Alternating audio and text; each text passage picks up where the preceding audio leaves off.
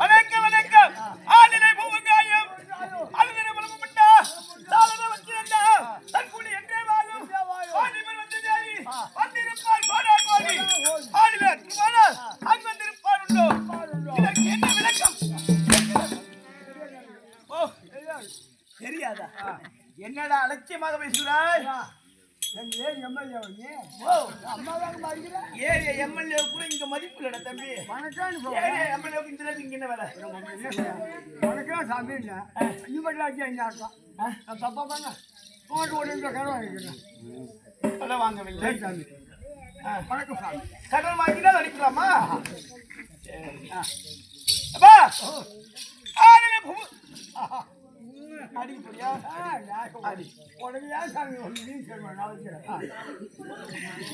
ஆளிலே பூவங்காயம் அழுதின பலமுண்டா சாலனை வச்சிருந்தா தன்குடி என்றே வாழும் ஆதிபர் வந்து தேடி வந்திருப்பார் கோடா கோடி ஆளிலே குமாரர் அங்க வந்திருப்பார் உண்டோ. போல் ஊர்ல பெருத்து ஒரு ஆலோசியமாப்பட்டது. அதாவது தலைத்து காயாய் மூத்து காயாகி கனியாகி இருந்தால் பலமல வச்சு வந்து அமர்ந்து அது இருக்கக்கூடிய காய்கறிகளை புசித்து பசி யாரு செல்லுமா சொல்லுமா அதே விற்கமாப்பட்டது. அதாவது இலையெல்லாம் முதிர்ந்து காய்த்து விட்டால் அங்க யாரும் வருவாங்களா? யாரும் வர மாட்டாங்க. காய் போடும். ஆமா அது போல இங்க வந்திருக்காங்களே யார்? மாதாவிதா குரு தெய்வம். அதாவது இங்க அமர்ந்திருக்கக்கூடியவர் யாவத்துமால் வெறும் ஓர் வெறுத்த அளவுக்கு இந்த சம்மானவர்கள். ஆமா நாம் இருக்கிறவே நாடகாரர் 16 பேரும் பறக்கக்கூடிய வச்சிகள் அங்க வந்து பக்கி. ஆமா இன்று இரவு நாளை இரவு இங்க இருந்துட்டு நாளைக்கு எங்க போறோம்? பண்ணி பேர் சித்திவனத்துக்கு அண்ணாண்ட மரக்கோணம் பக்கம் போறோம். விசூரா மறுபாட்டு பக்கத்துல விசூர் போதும். பாப்பா பாப்பா தெரிவிக்கிட்ட எப்பா இதை முடிச்சிட்டு விசூர் போறோம். என்ன ஆனால் இங்க வந்திருக்காங்களே தாய் தந்தைமார்கள் எவற்றுமால் வெறுத்த அளவிற்கு இந்த சம்மானவர்கள் அதனுடைய திவ்யபெருமாள் அமலக்கும் அகிலாண்டோடி பிரபலனாகி வெளியிடக்கூடிய முத்து மகமாரி அம்மன் அதனுடைய திவ்யபெருமாள் அமலக்கும் இன்றைய உபயதாரர்கள் எவற்றுமால் வெள்ளக்கும் இந்த சின்னஞ்சிறுவன் வணக்கம் சேலம் போட்டோம். இப்ப வந்தேன் நான் யார் எங்கிருந்து வருகிறேன்? என்னடா அலட்சியமாக ஓ சொன்னா தெரியும் உன்னால தெரியுமா என் அருகாவில் இருக்கக்கூடியவன் அல்லவா என் சிஷியன் அல்லவா ஆமா. உனக்கு தெரியாதோ சாமி உன் பேர் எனக்கு தெரியும் இவனுக்கு தெரியணுமே தேவா.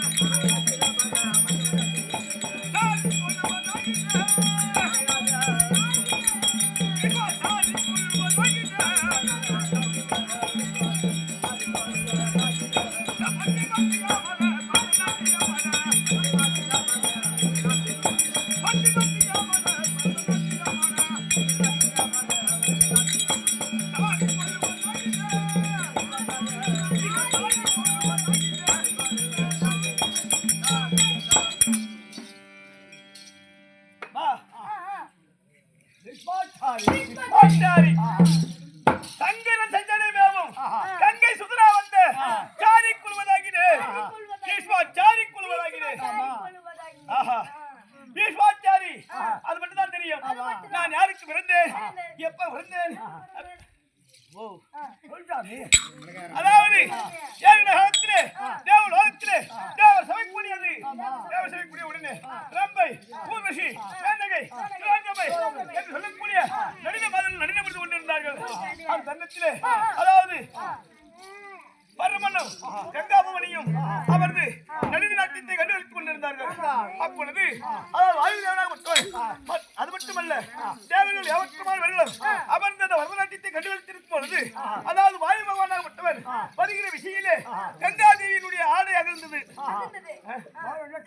காற்று காற்று ஒரு விஷயிலே கங்காபவனி அமர்ந்திருந்தது அல்லவா அதனுடைய ஆடை விலகியது விலகிய உடனே தேவர்கள் பார்த்தார்கள் ஏது பரமனுடைய தேவி கங்கா பவனிக்கு ஆடை விலகியது கூட தெரியாமல் விடுக்கி நடுநாட்டத்தை உற்று நோக்கி பார்த்து கொண்டிருக்கிறார்கள் அப்படி என்று தேவர்கள் எவற்றுமான் பேர்களும் அந்த தலை கவிழ்ந்த ஒண்ணமாக அமர்ந்திருந்தார்கள் பார்த்தார் வந்ததேவன் வந்த பகவானாக மட்டும் அந்த கங்கா பவனி ஆடை விலகிய உடனே ஆண்டவள் அபயங்களை உற்று நோக்கி பார்த்து கொண்டிருந்தான் பார்த்தார் பிரம்மதேவன் தேவர்ணா ஒரு தேவர் தேவனுடைய மகி கங்காதேவி ஆறு எப்படி பார்த்தாயோ எப்பொழுது கங்காபுரி அபயங்களை பார்த்தாயோ நீ பூனிலே சென்று அதாவது ஒரு மன்னனுக்கு மைந்தாக பிறந்து அதாவது ஆசைகளை இன்பத்தை அனுபவித்து மீண்டும் நீ தேவலோகம் வர வேண்டும் அப்படி என்று சந்திர மகாராஜனுக்கு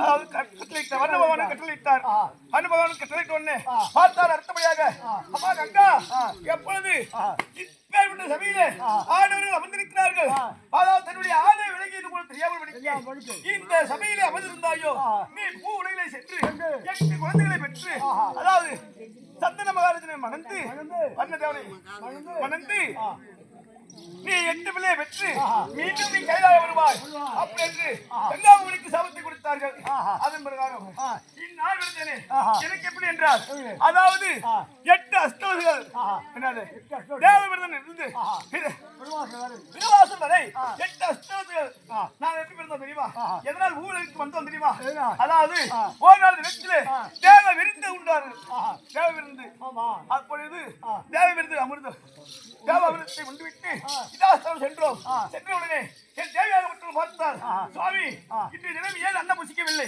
அப்படி என்று கேட்க இதுபோல் தேவை விருந்தில் கலந்து கொண்டு வந்தேன் அப்படி என்று நித்திரை செய்து கொண்டிருந்தேன் அப்பொழுது தேவையாக விட்டவர் இந்த கருத்தை மூன்று பார்த்தார் பார்த்த உடனே சுவாமி இவ்வளவு ஒரு வாசமாக இருக்கிறது நீங்கள் எங்கே சென்றீர்கள் என்ன உண்டீர்கள் அப்படி என்று கேட்ட உடனே நான் செய்து தெரிவித்தேன் தேவை விருந்து அதாவது காமதேனுவாக விட்டது எங்களுக்கு விருந்து கொடுத்தது அந்த விருந்து உண்டு வந்தோம் அப்படின்னு நினைத்தோம்.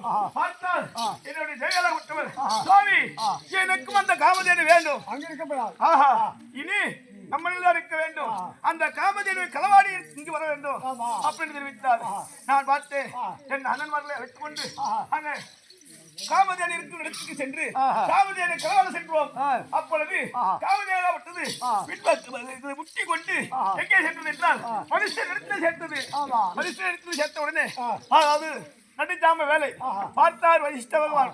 ஏய் தேவனுக்கு சொந்தமான பொருள் இந்த காமதேனுவை எப்பொழுது நீங்க களவாட வந்தீர்களோ பூவிலே சென்று அதாவது 7 பேரும் அன்றே விருந்து அன்றே அழிய வேண்டும் பிடிடா சாபத்தை அப்படின்னு தெரிவித்தார்.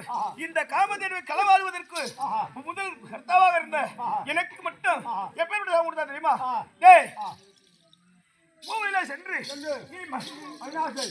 இருவர சந்திரமகால் அழிக்கும் கங்கா மோனிக்கும் 8வது வில்லியாக விருந்து அதாவது மண்ணாசை பெண்ணாசை பொருளாசை 3 ஆசையை விரித்து 886 வயது வரலும் பூமியிலே இருந்து பல கஷ்டங்களை அனுபவித்து மீண்டும் நீ வர வேண்டும் அப்படின்னு உனக்கு சாபத்தை கொடுத்தார். அதன் பிரகாரமாக ஜெயிக்க சென்று அதாவது பூவுலகிலே வந்து சந்திர மகாராஜனுக்கும் கங்கா பவனிக்கும் 8வது வெள்ளியாக பிறந்த பொழுது என்னுடைய நாமதேயமோ காங்கேயன். கங்காமோனியாக வந்தது சந்திர மகாராஜனை வளர்ந்து ஏ மன்னா சந்தனா யாராவது நான் எந்த ஒரு தவறை செய்தால் சரி என்னை தட்டி கேட்க கூடாது. தட்டி கேட்டாயானால் உன்னிடமிருந்து நான் வாழ்க்கை செய்ய மாட்டேன் அப்படின்னு நினைத்து இருவருக்கும் திருமணம் செய்து குழந்தைகளை பெற்றார்கள். 7 குழந்தை விறக்க எடுத்து அன்றாட ஜலத்தை விட்டார் கங்கா பவனி. பார்த்தார் சந்திரமகாராஜன் 8வது குழந்தை பிறக்கப் போகிறது. இந்த குழந்தையாவது நமக்கு வேண்டும். பின்னால் இந்த நாட்டை ஆள்வதற்கும் நம் பேர் சொல்வதற்கும் ஒரு குழந்தை வேண்டுமே அப்படி என்று 8வது குழந்தை பிறந்தவுடனே அதாவது கங்கா இந்த குழந்தையாவது எனக்கு கொடு அப்படின்னு கேட்டார். பார்த்தார் தாயாகப்பட்ட கங்கா பவானி கோபம் கொண்டு ஏ சந்தனா அது அன்றே தெரிவித்து என்னிடம் எப்பொழுது நீ எதிர்த்து பேசுகிறாயோ அதன் பிறகு உன்னுடன் வாழ்க்கை செய்வது கிடையாது அப்படி என்று என்னை தூக்கி சென்று ஜலத்திலே இறங்கி விட்டார். ஆமா ஜலத்திலே இறங்கி அங்கே எனக்கு அதாவது பேர் தான் காங்கேயன். அது மட்டுமில்லை அங்கே சென்று 4 வேதம் 6 சாஸ்திரம் அதுதான் கல்வி காணும் அப்படின்னு சொல்லக்கூடிய முன்கந்து பின்கந்து யானையாற்றம் குதிரையாற்றம் மல்யுத்தம் வில்லுத்தம் என்று சொல்லக்கூடிய அனைத்து கல்விகளையும் பெற்றுக் கொடுத்தார். யார்? என் தாயாகப்பட்ட கங்கா பவனி. அப்படி இருக்கும் தருவாயிலே ஒரு நாள் நினைச்சிலே அம்மா நான் விளையாடி வருகிறேன் என்று சென்று எங்கே நதிகரையில் இருந்து மேலே எழுந்து வரும் பொழுது அதாவது சந்திர மகாராஜனை மற்றவர் கங்கா கங்கா கங்கா கங்கா என்று வந்தார். யாருடா அவன்? என்னுடைய தாயின் பெயரை சொல்லக்கூடியவன். உனக்கு என்ன திகரியம் அப்படி என்று அவனை அழிக்க சென்றேன். அப்பொழுது என் தாயாகப்பட்ட கங்கா பவனி பார்த்தார். அப்பா மகனே கங்கையா அவர் யாரும் கிடையாது, அவர் தான் உன்னை பெற்றெடுத்த தந்தை அப்படின்னு தெரிவித்த உடனே அன்றோடு எனக்கு ஒரு இதுவும் கொடுத்தார். எப்படி என்றால் அப்பா உன் தந்தை என்ன ஆசைப்படுகிறாரோ அவர்கள் ஆசையை பூரா நீ நிறைவேற்ற வேண்டும் அப்படி என்று தந்தை கையை பிடித்து என் கருத்திலே ஒப்படைத்து அன்றையிலிருந்து எங்கே டெல்லியாக ஸ்ரீநகரிலே என்ன வளர்ந்து வந்தோம். அப்படி வருந்தருவாயிலே ஒரு நாள் தினத்திலே அதாவது வனவேடிக்கை பார்ப்பதற்காக என்னுடைய தந்தையாவிட்ட சந்திர மகாராஜன் மந்திரி பிராதிகளோடு சென்றார். சென்று இடத்திலே ஓலை விட்டு கொண்டிருந்த யார் தாசமன்னனாகப்பட்ட மச்சகாந்தி பார்த்து அவள் மீது ஆசைப்பட்டு விட்டார். ஆசைப்பட்ட உடனே சந்திர மகாராஜனாகப்பட்டவர் தாசமன்னன் இடத்தில் சென்று பெண் கேட்க அவர் பெண் கொடுக்க மறுத்து விட்டார். ஏனென்றால் இந்த டெல்லியாக அச்சநகரிலே முந்தி பேர் ஒருவர் பதினாரோ அவருக்கே இந்த நாடு அரசால சொந்தமாகும். அதாவது 2வது ஆரமாக என் மகளை கொடுத்தால் அதன் வயிற்றில் ஏதேனும் குழந்தைகள் பிறந்து விட்டால் அதற்கு என்ன உரிமை அப்படி என்று கேட்க என் சந்தியாகப்பட்ட சந்திர மகாராஜனாகப்பட்டவர் நாளுக்கு நாள் மனதிலே வைத்து மன முருகி நின்றார். இது நான் அறிந்தேன். யாரோடு மந்திரி பிராதிகளை அழைத்து கேட்ட பொழுது நடந்து வேறு சொல்லுவார் தெரிவித்தார்கள். சென்ன உடனே நேரா நான் சென்றேன். தாசமன்னா என் தந்தையாகப்பட்ட சந்திர மகாராஜனுக்கு உன் மகளாகப்பட்ட மச்சகாந்தியை கொடுக்க வேண்டும் அப்படின்னு கேட்டேன். ஐயா நீங்களும் பெருத்திராட்டு அரசர்கள் உங்களுக்கு கப்ப பணம் கட்டக்கூடிய பெரியவர்கள் எத்தனை இருந்தாலும் நீங்கள் கொடுக்கலாம். இல்லை என்று மறுத்தாலும் தூக்கி செல்வதற்கு உங்களுக்கு உரிமை இருக்கிறது. என்ன இந்த டெல்லியாக அத்தினதிலே முந்தி எவர் ஒருவர் இருக்கிறாரோ அவர்களுக்கு தான் இந்த அரசாட்சி பட்டம். ஆனால் என் மகளாகப்பட்ட பச்சையந்திக்கு பின்னால் ஒரு குழந்தை பிறந்து விட்டால் அதற்கு நான் சொந்தாகுமா அப்படின்னு கேட்டார். நான் பார்த்தேன். ஏ ராசமன்னா, நீ எப்பொழுது இந்த வார்த்தை தெரிவித்தாயோ இன்றையில் இருந்து மண்ணாசை பொன்னாசை பொன்னாசை என்று சொல்லக்கூடிய வாசையை விரிக்கிறேன் அப்படி என்று அன்றே வீழ்வம் எடுத்து விட்டேன். அதனால்தான் எனக்கு வீழ்வாச்சாரி தெரிந்து கொண்டாயா? இருக்கட்டும். இந்த நிமிஷத்தில் சிவாலயத்தில் அமர்வோம்.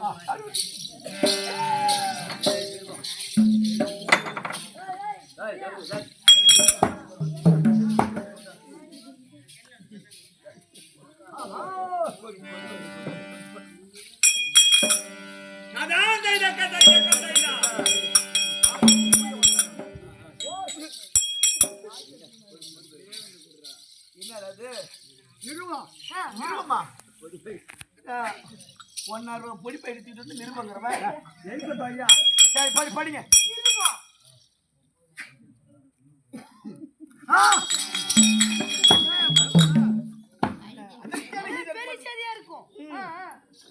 திருக்கோவிலூர் மதுரை முனியாண்டி விலாஸ் ஹோட்டலில் நேற்று 9 மணிக்கு 4 அப்பளம் காணாமல்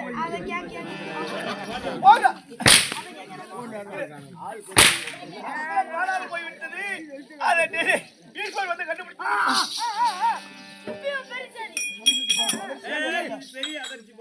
சென்னை கடற்கரை பகுதியில் 88 வயசு கைதி திடீரென்று வயசுக்கு வந்து விட்டார். அதுக்கு மஞ்சள் தண்ணி போயிருந்தாங்களா?